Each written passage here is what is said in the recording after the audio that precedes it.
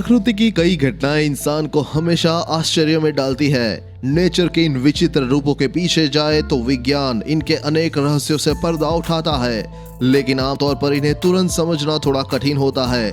जब कभी कोई ऐसी घटना घटती है जिसे हम बयां नहीं कर सकते, अक्सर हम उसे एक चमत्कार का नाम दे देते हैं या फिर विज्ञान के अनुसार कोई असामान्य घटना मान लेते हैं। समुद्र या पानी में मौजूद कुछ असाधारण जीवों व घटनाओं के बारे में बताने जा रहे हैं। पायरोसोम बात 2013 की है, जब कुछ ऑस्ट्रेलियाई डाइवर्स ने तस्मानियन सी में गोता लगाया, लेकिन थोड़ी देर उन्हें कुछ ऐसा दिखा कि उन्हें अपनी आंख पर यकीन नहीं हुआ। उन्हें एक लचीली पाइप जैसी विशालकाय आकृति दिखी। दरअसल इस विशालकाय जीव का नाम पायरोसोम है, जो सबसे असामान्य समुद्री जीवों में से एक है। ये इतने दुर्लभ है कि इन्हें देखने वाले इसकी तुलना इस बात से करने लगते हैं जैसे मानो उन्हें यूनिकॉर्न को देख लिया हो। इसीलिए इसे यूनिकॉर्न ऑफ द सी भी कहा जाता है। इनकी लंबाई 90 फुट तक जा सकती है। ये ट्रांसलूसेंट और अंदर से खोखले होते हैं। इनकी बेलनाकार बॉडी हजारों की संख्या में छोटे छोटे जीवों से मिलकर बनी होती है, जो कि असल में खुद ही नस्ल के नकल की डुप्लीकेट कॉपी होती है, जिन्हें जूइट कहते हैं। इस तरह का एक जूइट खुद ही कॉपी करना शुरू कर देता है और एक विशाल कॉलोनी बना लेता है, लगभग एक एडल्ट व्हेल के साइज का। ये खोखली ट्यूब में एक सिरे से पानी अंदर लेते हैं और उसमें मौजूद प्लैंकटन खाते हैं और नीचे से वो फिल्टर्ड पानी बाहर निकाल रहता है। Circle on the ocean bed. जमीन पर मौजूद कॉर्प सर्कल के रहस्य से तो आप परिचित होंगे ही, जिसने साइंटिस्ट के दशकों तक तोते उड़ाए रखे। ये रहस्य कम नहीं था कि साइंटिस्ट को मालूम पड़ा कि इनमें भी जटिल कुछ रेत से बने सर्कल समुद्र तल पर भी मौजूद है। 2 मीटर डायमीटर वाले इन जटिल और शानदार निर्माण को पहली बार 1995 में दक्षिण जापान के तट पर करीब देखा गया था। स्थानीय गोताखोरों ने इन आकृतियों को मिस्ट्री सर्कल्स का नाम दिया था। इनकी उत्पत्ति साइंटिस्ट के लिए एक बड़ी पहेली थी और 16 साल तक इसको सुलझाने का प्रयास चलता रहा। यह रहस्य 2011 तक बना रहा, जब तक कि वो असल अपराधी यानी कि कलाकार पकड़ा नहीं गया। जी हाँ, इन शानदार मिस्ट्री सर्कल्स को बनाने वाला 5 इंच लंबा एक मेल पफर फिश अचानक इनका निर्माण करते हुए कैमरे में कैद हो गया। अब उसे ऐसा करते देखा गया तो साइंटिस्ट को समझ नहीं आया कि क्या प्रतिक्रिया दे। हाल ही में वैज्ञानिकों ने इस प्रतिक्रिया का अध्ययन किया कि कैसे यह मेल पफर फिश मछली अपनी प्रजाति की महिलाओं को लुभाने के लिए इन विस्तृत डिजाइनों का निर्माण करते हैं। वे समुद्र तल में चारों ओर तैरते हैं, अपने निचले पंखों को फड़फड़ाते हैं, जो कि रेत के स्थानांतरित कर देती है, और फिर यह मिस्ट्री सर्कल्स बनकर तैयार हो जाता है। इन सर्कल्स को बनाने में इन्हें 7 से 9 दिन का समय लगता है। Stripped iceberg.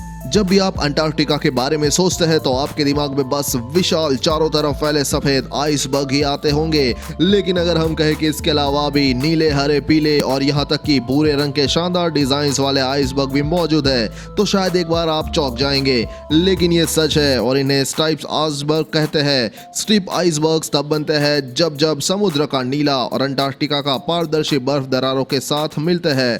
बर्फ पिघलता है और पानी जम जाता है और यह प्रक्रिया बार बार लगातार होती रहती है। अलग अलग रंग अलग अलग कारण से दिखाई देते हैं। नीली धारियां सबसे आम है और वो तब बनती है जब बर्फ में मौजूद दरारें पानी से भर जाती है और वे इतनी तेजी से फ्रीज होती है कि बुलबुले नहीं बन पाते। हरी धारियां तब बनती है जब दरारों में भरने वाले पानी में एल्गी की मौजूदगी होती है। भूरी, पीली और यहाँ तक कि काली धारियां गंदगी और अन्य कण में पानी मिल जाने के कारण बनते हैं और फिर धारियों को बनाते हुए बर्फ के डिजाइन में ढल जाते हैं। वैसे तो ये दुर्लभ नहीं है, लेकिन अभी भी काफी असामान्य है। नॉर्वे के नाविक ओलविन टेंजन ने पहली बार इन ग्लेशियर की फोटो को खींचा और उनका वर्णन किया था। व्हर्लपूल। आपने कई बार फिल्मों और कहानियों में लोगों को या नावों को भंवर में खींचते या डूबते देखा होगा, लेकिन क्या ये कहानियां सच है? यदि ऐसा है तो वो क्या है? संक्षेप में बोले तो पानी का एक भंवर जो कि अपने आप में सेंटर में एक खिंचाव बल बनाता है और अपनी पहुंच में आने वाली आसपास की सभी चीजों को अपने अंदर खींच लेता है। ये अलग अलग दिशा से आने वाली धाराओं की मदद से बनता है और अक्सर मौसम भी इसका मुख्य कारक होता है, जो कि एक भंवर के बल और विनाशकारी शक्ति को निर्धारित करता है।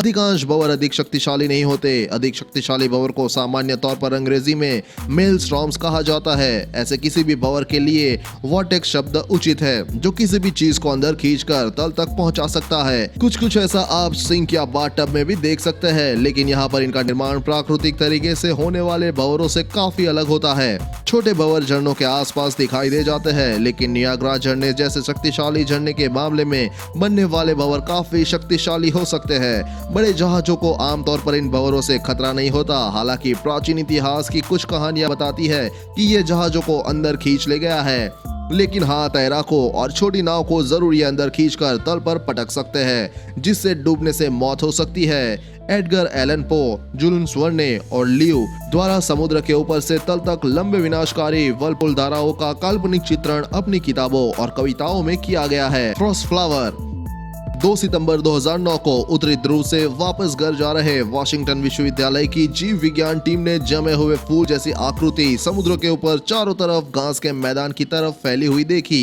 तो वो दंग रह गए। उस जगह मौजूद समुद्र की हर जगह पर ये आकृतियां फैली हुई थी। उनके पिघलने पर जब 1-2 से मिलीलीटर पानी की जांच की गई तो उसमें लगभग 1 लाख बैक्टीरिया पाए गए। आपको बता दें कि यह नाजुक फूल वास्तव में ज्यादातर लोगों की जानकारी में नहीं है। वजह यह है कि यह फूल आमतौर पर ठंडे पानी में नई बर्फ पर ही दिखाई देते हैं। यह सामान्य रूप से कम तापमान में और लगभग शून्य हवा के बहाव में पनपते हैं। जब एटमॉस्फेयर का तापमान जमी बर्फ से भी कम हो जाता है, तब ये ऊपर मौजूद पानी में संरचनाएं डायमीटर में लगभग 3 से 4 सेंटीमीटर तक खिल जाती है और अक्सर दिखने में वास्तविक फूलों के समान होती है। फ्रॉस्ट फ्लावर में नमक की मात्रा बहुत अधिक होती है, जो कि उनके क्रिस्टल जैसे दिखने के पीछे का रहस्य है। नेट्रॉन झील तंजानिया में एक झील मौजूद है जहां जाने वाला हर पशु पक्षी देखते ही देखते पत्थर बन जाता है। यह रहस्यमयी झील तंजानिया के उत्तरी भाग में है। इस झील का नाम नेट्रॉन झील है। नेट्रॉन झील को इरी लेक नेट्रॉन के नाम से भी जाना जाता है, जो कि एक नमक और सोडा झील, बोले तो नमक और खनिजों के मिश्रण का झील है।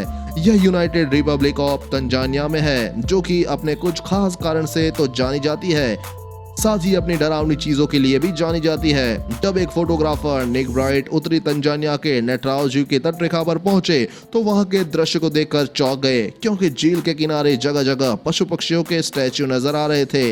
वे स्टैच्यू असली मृत पक्षियों और जानवरों के थे। निक ब्रॉट ने जब अपनी photo book across the rage land लिखी, तब इसमें इस बात का जिक्र किया कि कोई भी निश्चित रूप से नहीं जानता है कि ये कैसे मरे, लेकिन लगता है कि लेक की अत्यधिक रिफ्लेक्टिव नेचर ने उन्हें भ्रमित कर दिया, जिसकी वजह से ये सब पानी में गिर गए। ब्राट आगे लिखते हैं, पानी में नमक और सोडा की मात्रा बहुत ही ज्यादा है, इतनी ज्यादा कि इसने मेरी कोडक फिल्म बॉक्स की स्याही को कुछ ही सेकंड्स में जमा दिया।